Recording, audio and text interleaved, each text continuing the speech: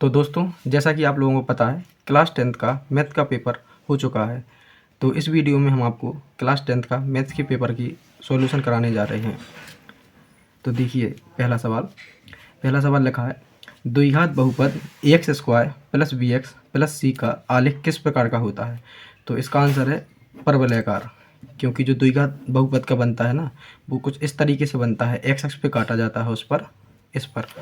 तो इसका आंसर होगा परवलयाकार। सेकंड वाला देखें, रैखिक समीकरण युग्म a1x plus b1y plus c1 बराबर 0, a2x plus b2y plus c2 बराबर 0 आश्रित एवं संगत होता है।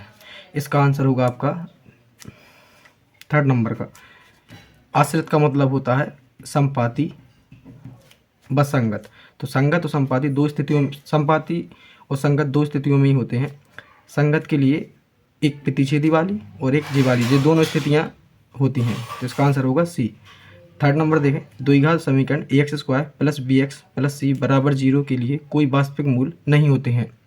इसका आंसर होगा आपका B square minus 4ac is greater is less than 0, ये वाला आंसर डी।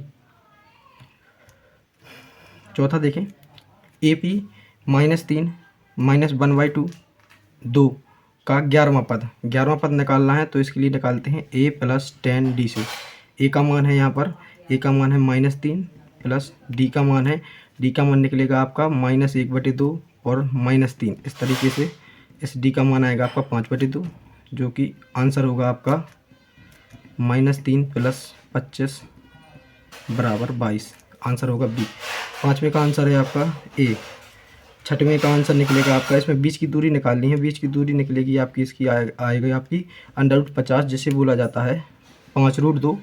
और 5√2 में √2 का मान रखना होगा। √2 का मान जो कि होता है 1.414। इसका आंसर आएगा लगभग 7.07। तो आंसर बी। और देखें, √3 एक अपरिमेय संख्या है। अपरिमेय संख्या चर x के बहुपद px में x की उच्चतम घात 1, इसकी पावर 1 है, इसलिए x की उच्चतम घात 1 होगी।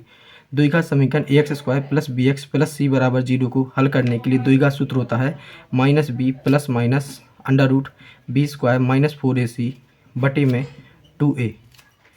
इसका समांतर श्रेणी में पदों की संख्या बतानी है। इसका आंसर होगा 34।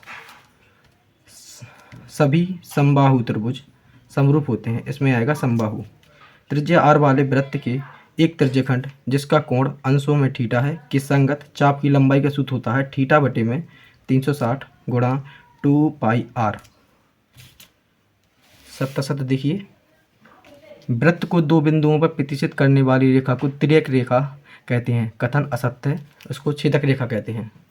सेकंड वाला है, एक निश्चित घटना की प्रायिकता 1 होती है, जी सत्य है आपका कथन। अर्धगोले के आयतन का सूत्र 1/3 πr³ है, जबकि r गोले की त्रिज्या है, कथन असत्य होगा। इसका आंसर 2/3 πr³ होता है। त्रिकोणमितीय अनुपातों की सहायता से किसी वस्तु की ऊंचाई या लंबाई या दो सुदूर वस्तुओं के बीच की दूरी ज्ञात की जा सकती है, कथन सत्य है। दिए हुए प्रेक्षणों में वह मान जो सबसे अधिक बार आता है माध्य कहलाता है, कथन असत्य होगा, वह बहुलक कहलाता है। किसी प्रयोग की सभी प्रारंभिक घटनाओं का योग 1 होता है, कथन सत्य है। जोड़ियां देखें, sin square 25 plus cos square 25 का मान 1 होगा, यहाँ पर मिलेगी इसकी जोड़ी। tan थीटा बराबर होता है sin बटे में cos theta. sec square theta -1 बराबर होता है tan स्क्वायर थीटा। tan 30 का मान होता है अपना 1/3। त्रिज्यखंड का क्षेत्रफल का सूत्र होता है थीटा बटे 360 गुणा πr²। अर्धगोले का आयतन का सूत्र होगा 2/3 πr³। ये आपकी जोड़ियाँ रहीं। इसके बाद एक वाक्य में उत्तर, किसी एपी के nवां पद ज्ञात करने का सूत्र होता है जो an बराबर a plus n-1 into D. आधारभूत समानुपातिक प्रमेय का कथन लिखिए। आधारभूत समानुपातिक प्रमेय और कुछ नहीं बल्कि थेल्स प्रमेय ही है, थेल्स प्रमेय। इसका कथन हमें लिखना है। तो इसका कथन 3 लाइनों का कथन है, जिसे आपको याद करना था और लिखना था उसे। अगला देखें, थर्ड, वृत्त की छेदक रेखा की परिभाषा। इसमें छेदक रेखा की परिभाषा लिखनी थी। छेदक रेखा वह है जो वृत्त को दो बिंदुओं पर प्रतिच्छेद करती है, वह वृत्त की छेदक रेखा कहलाती है। नेक्स्ट देखें, द्विघात बहुपद ax² plus bx plus c के शून्यकों का गुणनफल का सूत्र। शून्यकों का गुणनफल होता है अल्फा इंटू बीटा बराबर होता है c/a। वृत्त के स्पर्श बिंदु को परिभाषित, इसको परिभाषित करना था आपको। एक वृत्त के वृत्तखंड के क्षेत्रफल का सूत्र, वृत्तखंड के क्षेत्रफल का सूत्र। वृत्तखंड देखिए इस तरीके से एक जीवा और संगत चाप के बीच का भाग होता है वृत्तखंड।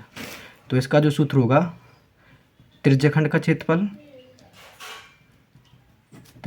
क्षेत्रफल माइनस त्रिभुज का क्षेत्रफल,